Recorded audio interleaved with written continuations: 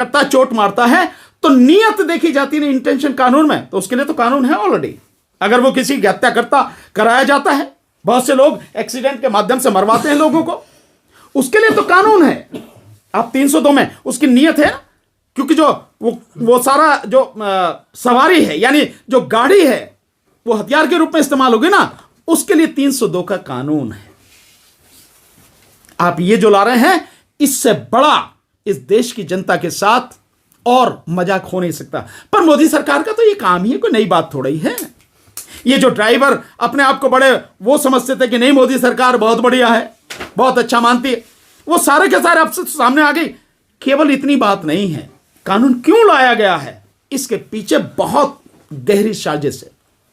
ये कानून केवल सामने से दिख रहा है कि जो वो है ड्राइवर हैं उनको सजा देने के लिए। भाई ड्राइवर तो कौन है, आप भी ड्राइवर हो, ये सारे के सारे जितने पत्रकार बैठे, भैया मोटरसाइकिल पे आए हो ना, कार से आए हो ना, तो ड्राइवर तो तुम भी हो, मैं भी हूं। इस देश में मैं समझता हूं छोटे मोटे बच्चों को छोड़ के बाकी सारे लगभग लोग जो है मतलब ड्राइवर ही हैं।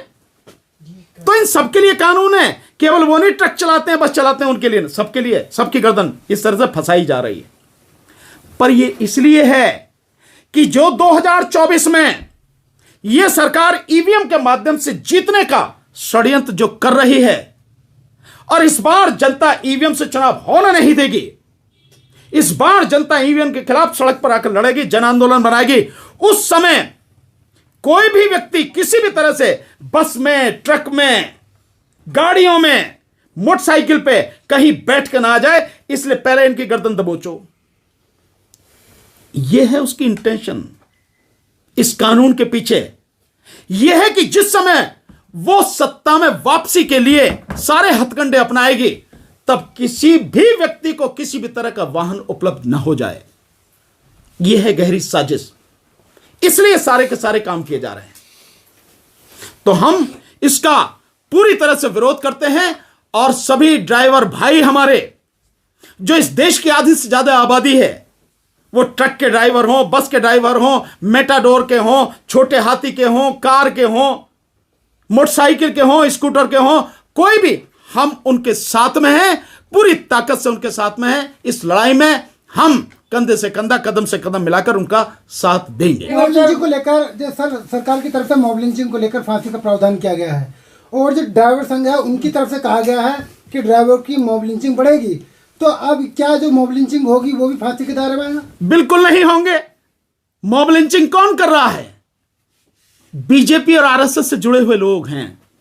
आप उनकी सारी देख लीजिए। गाय के नाम पे कौन मार रहा है? विश्व हिंदू परिषद के लोग, बजरंग दल के लोग, यही लोग मार रहे हैं ना गाय के नाम पर, यही लोग मार रहे हैं ना। तो मॉब लिंचिंग कौन कर रहा है? बीजेपी, आरएसएस, उनसे जुड़े हुए संगठन, उन्हीं से जुड़े हुए लोग हैं। और महेश का जो है उन्होंने धंधा बना रखा है, धंधा कर रहे हैं वो लोग। वो लोग हैं, आपको दिखाने के लिए बना दिया कि उनके लिए कड़ा कानून है, फांसी की सजा। एक को भी कुछ नहीं, फांसी तो बहुत दूर की बात है, उन्हें अरेस्ट ही कर लें ढंग से, तभी की बड़ी बात है। लेकिन सर ड्राइवर भी तो उसी श्रेणी में आएंगे। कौन?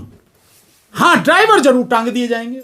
अगर ड्राइवर भी उसी श्रेणी में आ रहे हैं ना कि वो भी मॉब लिंचिंग कर रहे हैं, तो वो निश्चित रूप से टांग दिए जाएंगे। रही इसकी बात, मॉब लिंचिंग बड़े आराम से रुक सकती है, इसके लिए किसी कानून की जरूरत नहीं है। जो आरएसएस और बीजेपी के मुखिया हैं और जो इनके संगठनों के लोग हैं, इन्हें यही तो कहना है कि हमारा कोई भी आदमी किसी भी तरह से कोई मॉब लिंचिंग नहीं करेगा। मॉब लिंचिंग में कौन मारा गया? मॉब लिंचिंग में अधिकतर मुसलमान मारे गए हैं। सर अलग अलग जगहों पे जो प्रदर्शन हो रहे हैं, महाराष्ट्र, यूपी, गाजियाबाद, तमाम जगहों पर पेट्रोल की जो है खपत, मतलब पेट्रोल कम पड़ गए हैं तमाम जगहों पर 50% तक, और गृह मंत्रालय इस पे नजर रख रहा है इस पूरी घटना को लेकर, क्या कहेंगे? भैया किसी पे नजर नहीं है उनकी आंखें क्या है नहीं क्या? उन्हें नहीं दिखता, उन्हें समझ में नहीं आता। सरकार का मतलब ये नहीं कि पहले करो और फिर देखो कि क्या होता है। सरकार का मतलब है कि सारी चीजों का आकलन पहले कर ले कि इसके संभावित परिणाम प्लस और माइनस क्या हो सकते हैं, पक्ष और विपक्ष में कहां तक जा सकते हैं, फायदे क्या हो सकते हैं, नुकसान क्या हो सकते हैं, उसके बाद में कानून लाना चाहिए। पर यह सरकार तो ऐसी है, नोटबंदी करती है और उसके बाद में लोग अपने ही पैसे के लिए सड़क पर मर जाते हैं, और सरकार दिन प्रतिदिन उनमें कानूनों में, उसमें नियमों में बदलाव करती है। ऐसे जीएसटी लाती है और जीएसटी में हजारों तरह के उसमें बदलाव कर दिए गए, बावजूद उसके आज भी ठीक से नहीं वो सारी चीजें आ रही काबू में। ये सरकार। चलिए डीसी कपिल साहब 1 मिनट जरा बताएंगे। कि मोटर वाले मामले में जैसे भी भानु प्रताप जी ने बताया है, कल दिल्ली और एनसीआर की जो ट्रांसपोर्टर हैं वो कल दिल्ली के जंतर मंतर पे 12 बजे से लेकर के 5 बजे तक एक बहुत बड़ा आयोजन कर रहे हैं। जैसे देश के दूसरे देशों में ट्रांसपोर्टरों ने ट्रांसपोर्ट को बंद कर दिया है, ट्रक खड़े कर दिए हैं, यहाँ पर भी वो स्थिति बनने वाली है। और दिल्ली एनसीआर ट्रांसपोर्ट एकता मंच के माध्यम से मैं उस संगठन से जुड़ा हुआ भी हूँ।